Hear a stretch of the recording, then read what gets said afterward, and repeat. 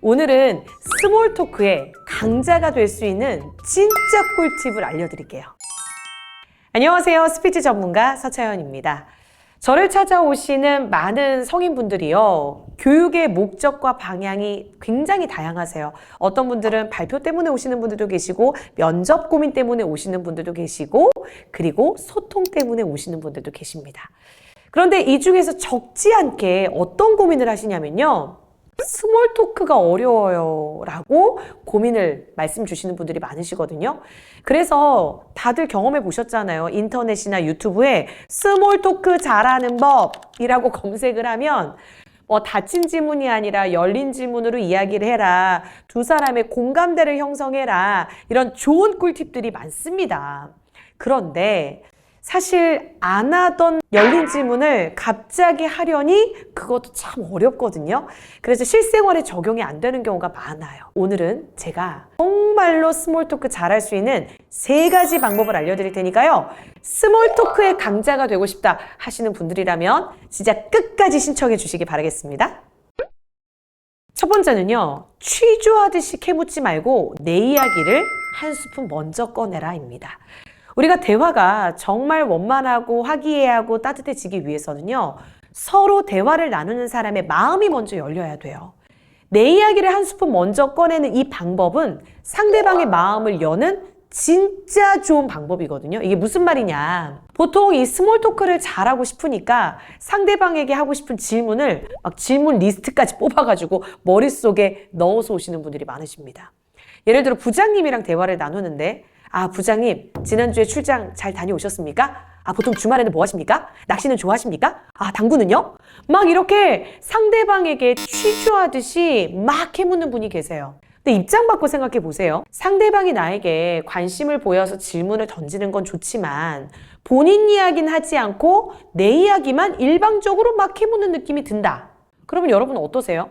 마음이 열리세요? 아니면 다치세요? 실제로 누군가를 처음 딱 만났을 때 안녕하세요 인사하고 나서 그때부터 본인 이야기는 하지 않고 일방적으로 내 정보만 캐물으려고 질문 막 쏟아내시는 분들이 계시는데요. 어느 순간 대답하기가 싫어집니다. 아니 왜 내 얘기만 자꾸 물어봐? 본인 얘기는 안 하면서. 자, 그래서요. 상대방의 마음을 이만큼 열고 싶다. 그러면 내 이야기를 먼저 이만큼 열어주는 겁니다. 자, 이렇게 해보시는 거예요. 저 주말에 낚시 다녀왔거든요, 부장님. 부장님은 낚시 해보신 적 있으세요? 이렇게 대화를 유도해보는 거죠.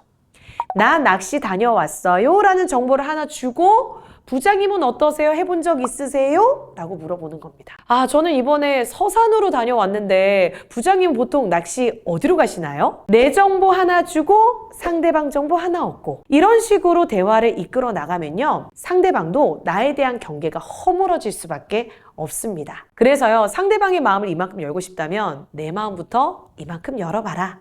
상대방의 이야기를 이만큼 듣고 싶다면 내 이야기부터 먼저 이만큼 털어놔라. 라는 걸 꼭 기억하시고요.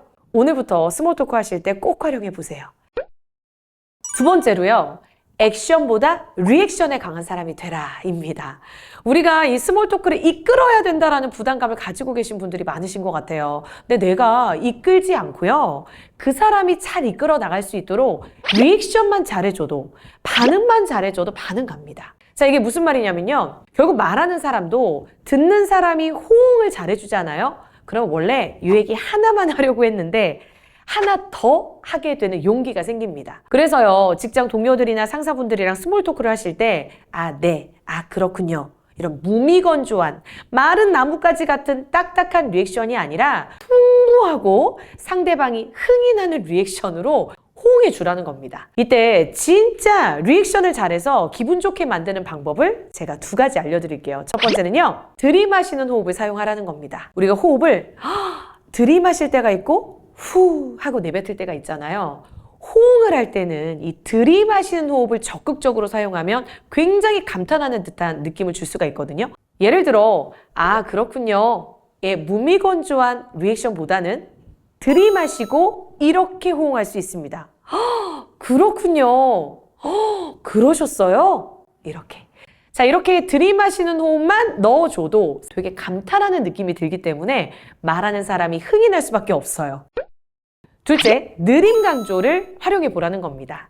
부사나 감탄사에 특히 사용해 주시면 좋은데요. 우리가 대화를 나누다 보면 정말 진짜 너무 최고 대박 헐 이런 것처럼 부사나 감탄사를 활용해서 리액션을 해야 될 때가 있습니다. 와, 정말 멋집니다. 아, 정말 대단하시네요. 자, 이렇게 정말이라는 부사에 느림 강조를 넣어보는 거예요. 이왕이면 정말 멋지시네요. 너무 대단하신데요. 이야, 진짜 재밌으셨겠어요. 자, 이렇게 정말 진짜 너무 부사나 와, 대박처럼 감탄사에는 좀 느림 강조를 사용해서 첫 글자를 좀 길게 느려뜨려 주잖아요. 그러면 또 말하는 사람이 하나가 아니라 2개, 3개 말하고 싶은 흥을 돋굴 수 있는 역할을 할 수 있게 돼요. 그래서 내가 스몰 토크를 이끌어야 된다라는 부담감 때문에 어떤 액션을 취할까, 어떻게 말할까를 고민하시기보다 어떤 리액션으로 상대방이 이야기에 흥이 나게 만들까를 고민하시는 게 더 빠르실 수도 있습니다. 셋째는요, 평가받는다는 생각을 좀 내려놔라입니다. 아무래도 직장 생활에서 스몰 토크가 어려운 이유는요, 이 동료나 혹은 직장 상사, 특히 상사분들과 스몰 토크 할 때 이 스몰 토크 시간마저도 업무의 연장선이라고 생각을 하시고 내가 평가받는 시간이라고 생각하시는 경우가 많아요. 그래서 아주 가벼운 이야기도 혹시 내가 이런 말 해도 되나? 이런 말에서 언짢아하시면 어떡하지? 나를 좀 안 좋게 보실래나? 막 이런 고민을 하시는 분들이 많으시거든요. 혹여나 내가 어떤 이야기를 했는데 부장님이 살짝 무표정으로 바뀌신다거나 인상을 쓰신다? 그럼 겁부터 먹습니다. 내가 말 실수했구나. 막 이러면서요. 그러다 보니까 정말 밥 먹고 커피 마시는 자유로운 이 스몰 토크 현장에서조차 너무 긴장하시는 경우가 있어요. 왜요? 평가받는다는 생각 때문에. 틀리면 어쩌지? 실수하면 어쩌지? 이런 생각 때문에 원래 내 모습을 자유롭게 못 보여드리는 경우가 많습니다. 자, 스몰 토크 자리는요, 여러분들을 평가하는 자리가 아니에요. 사실 우리가 업무를 잘하기 위해서는 업무에 대한 이야기를 할 때도 있지만 사적인 이야기를 통해서 서로 이해하는 시간이 굉장히 중요하거든요. 실제로 제가요, 기업의 조직 강화를 위한 워크숍 강의를 나갈 때가 있습니다. 이 조직이 하나로 똘똘 뭉쳐지기 위해서요, 이 조직 강화 워크숍에서는 진짜 일 얘기는 안 합니다. 서로 사적으로 친해질 수 있는 시간을 충분히 가집니다. 그래서 팀빌딩도 하고요. 서로 사적인 대화를 나눌 수 있도록 시간도 드려요. 왜냐하면 그 시간을 통해서 부장님은 결혼을 하셨고 아이가 셋이나 있으셔서 또 이런 고충이 있으시구나. 우리 팀원 중에 누구는 어머님이 아프셔서 때로는 병간호를 하느라 좀 피곤한 일들이 생길 수 있겠구나. 라는 사적인 영역까지 이해하고 공감하게 되잖아요.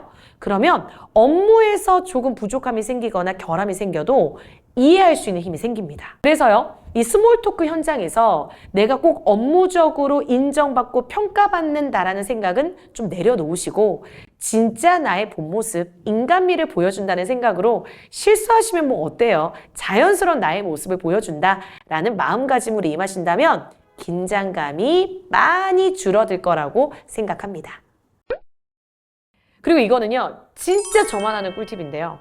알려드릴게요. 때로는 모른 척 해라입니다. 저는 일부러 대화를 나눌 때 알지만 모른 척 할 때가 종종 있어요. 예를 들어 등산 얘기를 하잖아요. 근데 부장님이 관악산에 다녀왔다는 얘기를 하십니다. 나도 관악산 10번 다녀왔다고 가정해 볼게요. 근데 일부러 안 다녀온 척, 한 번도 안 가본 척, 모른 척 할 때가 있어요. 관악산이요? 관악산은 어때요? 하고 물어보는 거예요.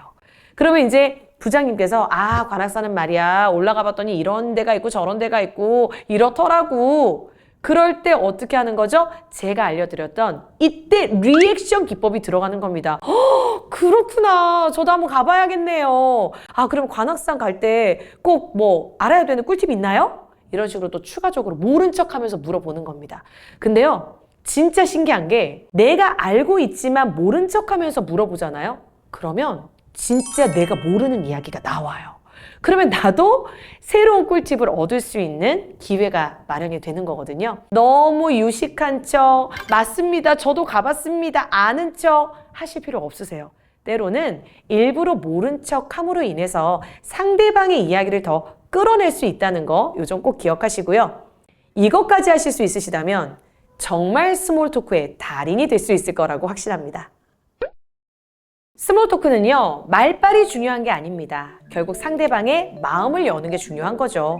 그래서 첫 번째는 내 이야기를 먼저 한 스푼 꺼내면서 상대방의 마음을 여는 거, 그리고 충분한 리액션으로 상대방이 말을 즐겁게 할 수 있도록 흥을 돋궈주는 거, 그리고 제일 중요한 건 평가받는다는 생각을 내려놓고 때로는 모른 척하는 것도 좋은 방법이 될 수 있다는 거, 제가 알려드렸던 이런 꿀팁을 잘 기억하셔서 스몰 토크에 활용해 보신다면 아마 굉장히 대화하고 싶은 사람이 될 수 있을 것입니다. 자, 그 외에도요, 스피치와 관련된 여러 기타 궁금한 사항이 있으시다면 댓글로 남겨주시고요. 오늘 제 이야기가 도움이 되셨다면 구독과 좋아요 부탁드립니다. 한번 배우면 평생 써먹는 스피치 노하우. 저는 토크폴리오의 서차연이었습니다.